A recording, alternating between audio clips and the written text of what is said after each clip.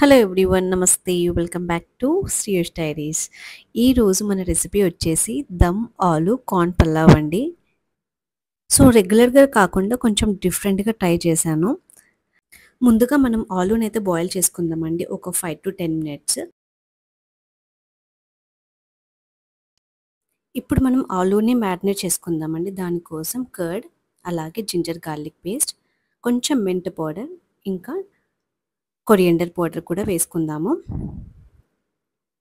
Salt, పసుపు, red chilli powder, ధనియా powder,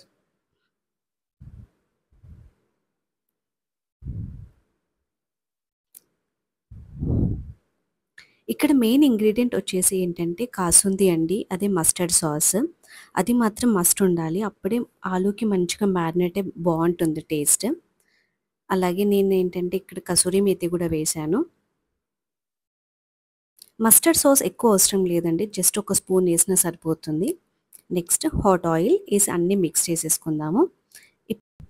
ఇప్పుడు boil అయిన ఆలుని కూడా మనం ఇందులో వేసి మిక్స్ చేసేసుకుందామండి. ఇలా మిక్స్ చేసుకొని ఒక 20 to 30 మినిట్స్ మనం పక్కన పెట్టేసుకుందాము. ఎందుకంటే అదంతా బాగా ఆలూకి పట్టుకొని చాలా టేస్ట్ బాగుంటుంది. 30 మినిట్స్ మాత్రం డిస్టర్బ్ చేయకూడదు. సో ఒక 20 to 30 మినిట్స్ పక్కన పెట్టేసుకుందామండి ఫ్రిడ్జ్లో.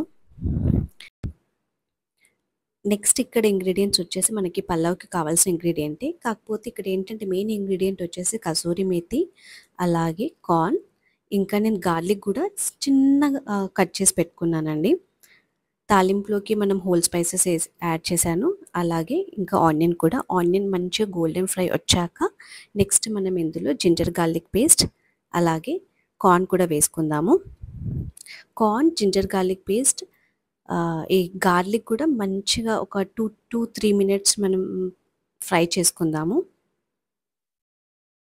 కసూరి మేతి టేస్ట్ అంతా ఇక్కడ కసూరి మేతి ఇంకా అలాగే గార్లిక్తోనే టేస్ట్ అండి. ఆ చిన్న స్లైసెస్గా కట్ చేసిన గార్లిక్తోనే.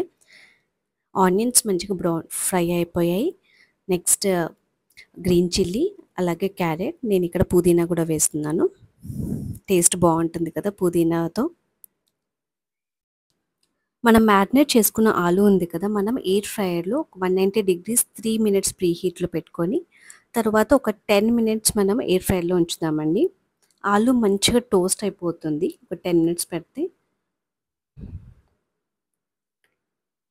నెక్స్ట్ ఇక్కడ మనము రైస్ వేసేసుకుందాము. నేను వాటర్ వేసేసాను, వాటర్ బాయిల్ అయిపోయింది. ఇక్కడ టేస్ట్ అంతా వచ్చేది ఆలూతోనే అండి. మనం ఆలుని దమ్లాగా వేస్తాము రైస్ అయ్యాక. ఇక్కడ ఆలు టోస్ట్ అయిపోయింది. రైస్ కంప్లీట్గా కుక్ అయ్యాక మనం ఏంటంటే టోస్ట్ చేసుకున్న ఆలూని ఇట్లా పైన వేసుకుందామండి దమ్లాగా.